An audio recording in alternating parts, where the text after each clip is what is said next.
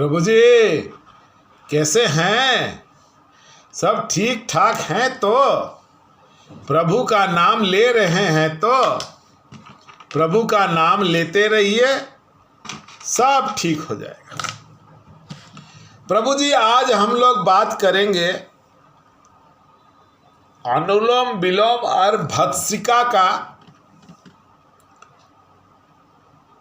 साधारण जीवन में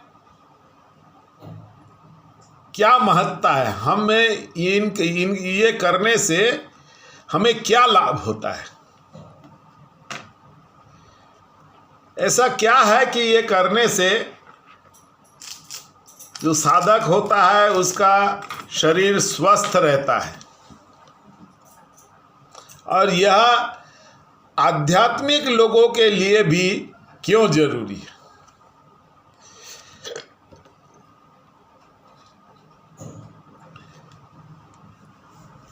अनुलोम विलोम और भस्त्रिका का करने का एकमात्र कारण है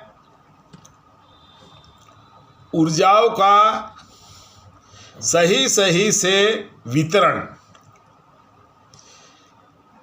सबसे पहले तो ये जानना होगा ये ऊर्जा है क्या। प्रभु जी ये संसार, ये सृष्टि, या जिसे हम परम तत्व कहते हैं या परब्रह्म कहते हैं, यह तीन ऊर्जाओं से बनी है।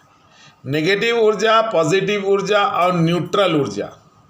कभी आपने सोचा है ये संसार का निर्माण कैसे हुआ? कैसे आपका जन्म हुआ, कैसे पशु पक्षियों का जन्म हुआ, या कैसे आपके पशु पक्षी इंसान इनका जन्म कभी कैसे हुआ, या सृष्टि कैसे बनी? प्रभु जी यह सृष्टि का निर्माण नेगेटिव और पॉजिटिव ऊर्जाओं के घर्षण से हुआ। ये संसार में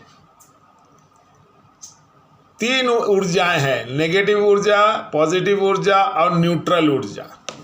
नेगेटिव ऊर्जा और पॉजिटिव ऊर्जा के घर्षण से विस्फोट हुआ, और विस्फोट होने से सृष्टि का निर्माण हुआ।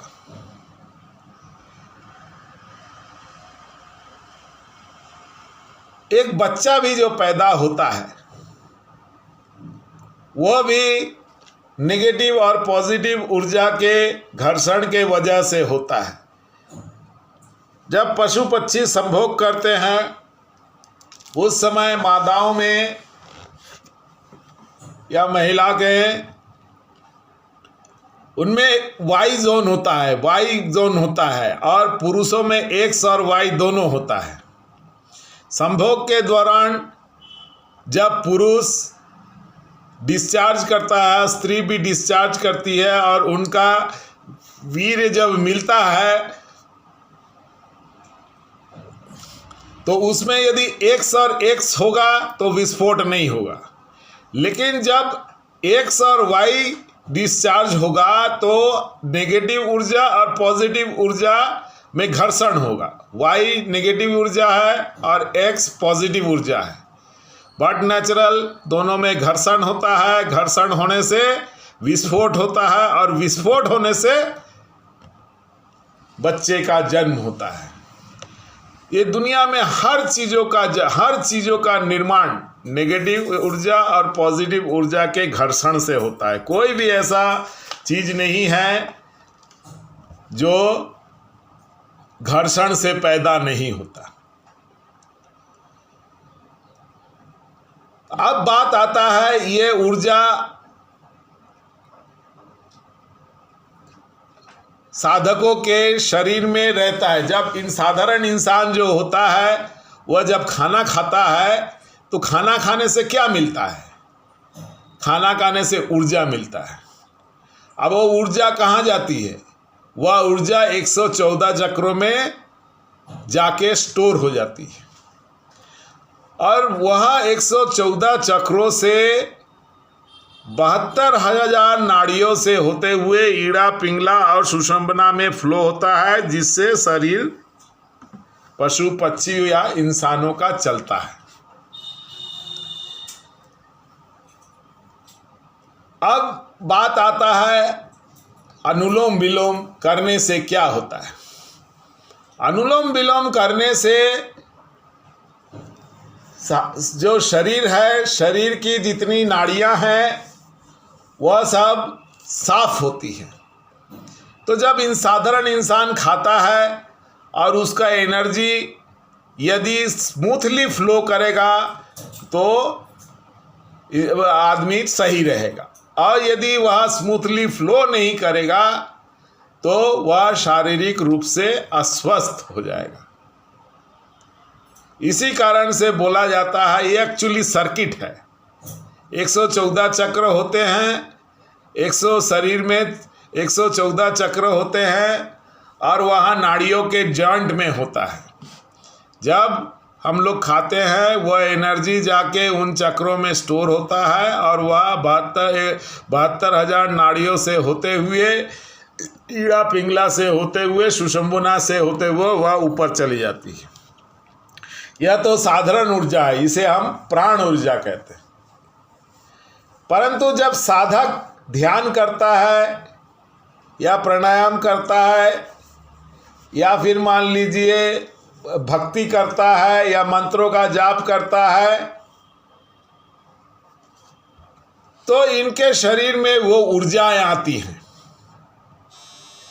अब ये ऊर्जा आके 114 चक्रों में जमा होती है, और ईड़ा वो 114 चक्रों में जमा होती है, जमा होके वह 72,000 नाड़ियों में फ्लो करती। लेकिन यह ऊर्जा कुंडलिनी की ऊर्जा है, बहुत ही तीव्र है। इस कारण से जब तक शरीर के 72,000 नाड़ियां साफ सुथरी नहीं होगी, तब तक यह ऊर्जा ठीक से फ्लो नहीं हो पाएगा, और फ्लो नहीं होने के कारण से यह उसे बहुत शारीरिक कष्ट होगा, दर्द होगा, झंझनाहट होगा। इस कारण साधु संत हर समय कहते हैं अनुलोम ध्यान करने से पहले बैठना सीखो, उसके बाद प्राणायाम सीखो, उसके बाद जाके ध्यान करो। लोगों को तो मालूम नहीं है, सीधा ध्यान में बैठ जाते हैं। ध्यान में बैठे, मंत्र जप में बैठे, ऊर्जा तो आ गई 114 चक्र में, अब वो फ्लो नहीं हो पाता है। तो शरीर में दर्द होता है, किसी के कमर में दर्द होता है, किसी के सिर में दर्द होता है। यदि वह अनुलोम विलोम और भस्त्रिका करेगा तो उसकी 72,000 नाड़ियां साफ हो जाती हैं, और 72,000 नाड़ियों को साफ होने से उसका ऊर्जा का प्रवाह ठीक ठीक होने लगता है, और उसे शारीरिक कष्ट नहीं होता। साधारण लोगों को भस्त्रिका करने के लिए कहा जाता है। भस्त्रिका करने से इंसान स्वस्थ क्यों होता है? लोगों को भस्त्रिका करने का कैसे किया जाता है या कपाल भारती किया जाता है, यह ठीक से मालूम नहीं। बोल तो देते हैं, लोग करते हैं, पर ठीक से नहीं करते हैं।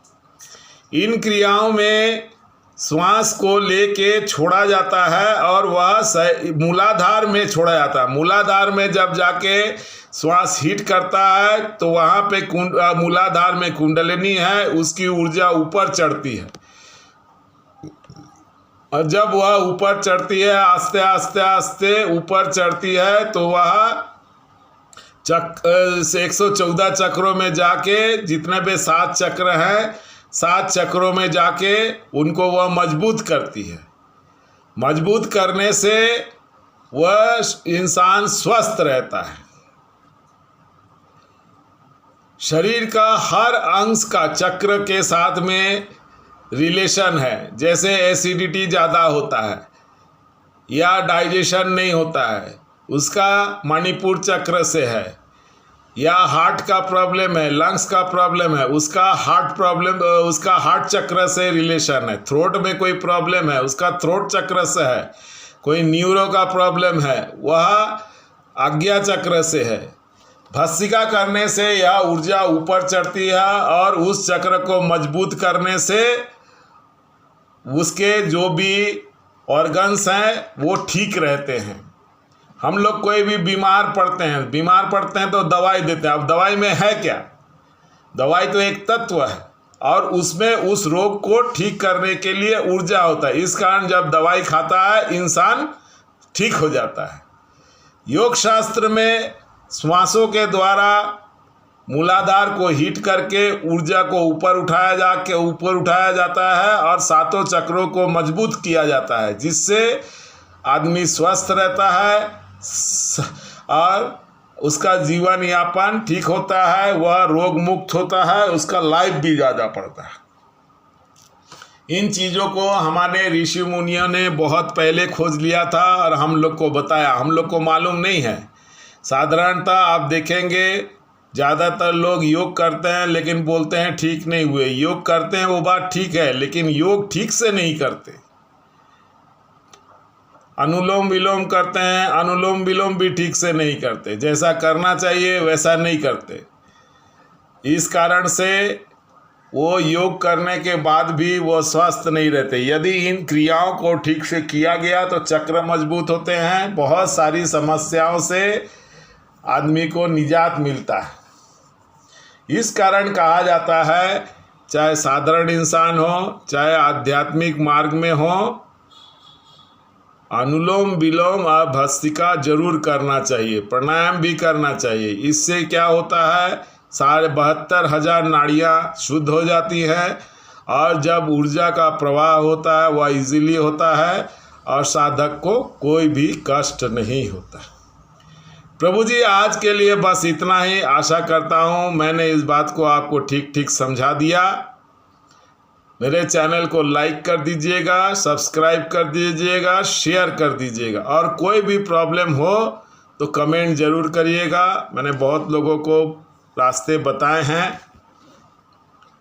आध्यात्मिक कोई भी बातें होंगी मुझे ज़रूर कमेंट करके पूछिएगा, मैं आपको गाइड करूँगा। धन्यवाद।